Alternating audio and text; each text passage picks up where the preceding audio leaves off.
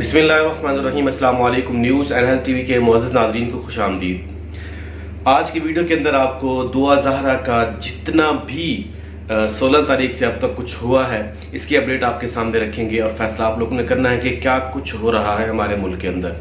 नाज़रीन, हुआ ये कि 16 तारीख को दुआ ज़हरा अपने घर से जब वो कूड़ा फेंकने के लिए जाती है तो वो गायब हो जाती है, उसके वालिदैन का कहना है।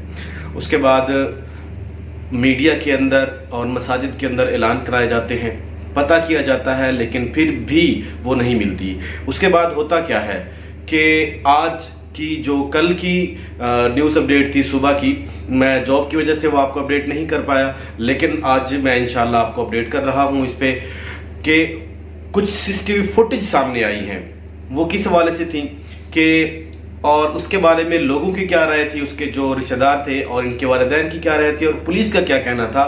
सबसे अहम पॉइंट ये यहाँ पे बनता है, उस सीसीटीवी फुटेज के अंदर एक लड़की जो सुजुकी गाड़ी के अंदर बैठती है और वो जा रही होती है, और कुछ लोगों ने तो ये भी लिखा हुआ था घर से कितना सोना जेवरात लेके वो गई है, मीन के वो ये साबित करने की कोशिश कर रहे थे कि वो खुद गई है, लेकिन ऐसा नहीं है। लड़की कहाँ गई, सीसीटीवी फुटेज भी वहाँ पे जो करीबी थे, मैंने आपको पिछली वीडियो के अंदर आपको बताया था, वो भी गायब थे। और उसके साथ साथ बाकी जो दूसरी गली के कोने पे शॉप थी वहाँ पे जो सीसीटीवी फुटेज लगी हुई थी, कैमरा लगा हुआ था, वहाँ पे उस गली से निकलते हुए इन या आउट होते हुए बिल्कुल भी नजर नहीं आया।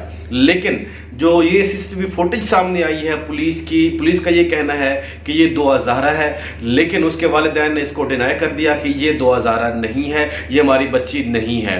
और इसके साथ साथ जो उसके वहाँ पे रिश्तेदार हैं, करीबी हैं, वो ये कहते हैं कि ये वाकई ही दुआ ज़हरा है, लेकिन ऐसा नहीं है, क्योंकि वालिदैन अपनी बच्ची के बारे में बेहतर जानते हैं। वालिदैन ने अदालत से भी दरख्वास्त की है कि हमारे लिए भी अदालतें खोली जाएं और सो मोटो लिया जाए और एक्शन लिया जाए इसके बारे में, हमारी बच्ची गई कहाँ, क्योंकि आज ये दुआ ज़हरा का मामला नहीं है। पहले भी हम रिपोर्ट करते आए हैं, नूर मुकद्दम का वाक़या हो, इससे पहले और बहुत सारे ज़ैनब का वाक़या हो, इस तरह के वाक़या रूनुमा हो चुके हैं। आज इनके साथ हुआ है, कल किसी और बच्ची के साथ होगा, तो इस तरह की केसेस थमने के जो नाम है वो नहीं लेगा, इसलिए इसके ऊपर बर वक्त एक्शन लेना ज़रूरी है।